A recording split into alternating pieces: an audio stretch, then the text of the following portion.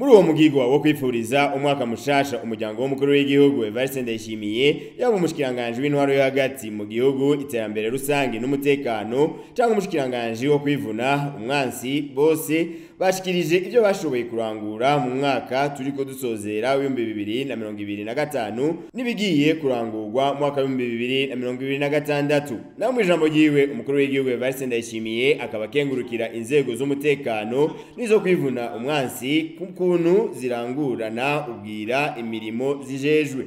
Akaba kandi avuga ko abariko biyumvira guhungabanya umutekano w'u Burundi umuriro uzoherera iwabo. Ashaka ndabamenyeshe ko dushimishwa n'ibikorwa vy'iteka mukora mu kwitanga kwanyo mu vyo tubona canke tutabona, ariko mukabikora kubera mubona bikenewe ku neza y'igihugu.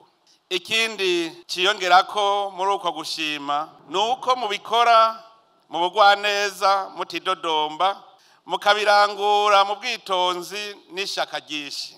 Abajejwe umutekano no kwivuna umwasi reka ndabishimangire nibo karorero mu gihugu, kuko aho abandi bakorera igihugu batemera gukorera aho igihugu kiberetse, bamwe ngo mama ngo ni kure y'imiryango yabo, abandi ngo ntihasayangana. Abajejwe umutekano bobo bajejwe no kwivuna basi biyumva hajya nyene hagoye, bakemera bagatana n'imiryango yabo.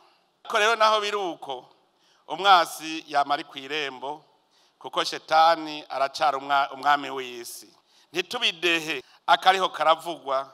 Murazi ko dufise umubanyi mu buraruko bw'igihugu cacu atatubaniye neza, akaba ubuho aguma duhigira aturitse urutoki ngo Burundi nibwo umwononera mu mugambi wo kwihagira igihugu kibanyi ca Kongo. Ni nawe n'ubu adahengeshanya gushigikira bipfuriza nabo Burundi, ariko abimenye ko igihugu sicana, igihugu sabana, Uburundi n'igihugu kitavogerwa. Musabwa rero kuryamira amajanja muri kanure mufatanije n'abajejwe intwaro n'abene gihugu bose. Ico tubemereye nuko natwe ugo rugamba tuguma tugwiteguriye mu buryo bwose. Ndabamenyesha ko n'abene gihugu bose barikanuye. Uzohirahira agatera Burundi, iyo ntambara azomenya ingene itanguye, ntazomenya ingene izohera. Mugabe ico no mubwira coco arahirwa abasenga iyo dusenga, ahandi hoho izoherera iwe kuko Imana ntirenganya. Akaba yarangije ijambo ryiwe atanze impanuro ku nzego zijejwe kwivuna umwansi no kubungabunga umutekano, aho zisavye kwima amatwi abashaka kubacanishamwo n'abashaka kubahubisha akarangamutima kabo, ngo nyabuna bagumye ibanga. Twumva hirya no hino abashaka kubakwega no kwisuka mu vyanyu.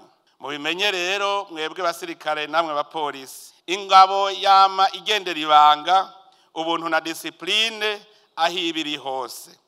Mubimenye bajya mudasangiye inzego nta banga musangiye, iyo muba murisangiye muba murarana rubunda.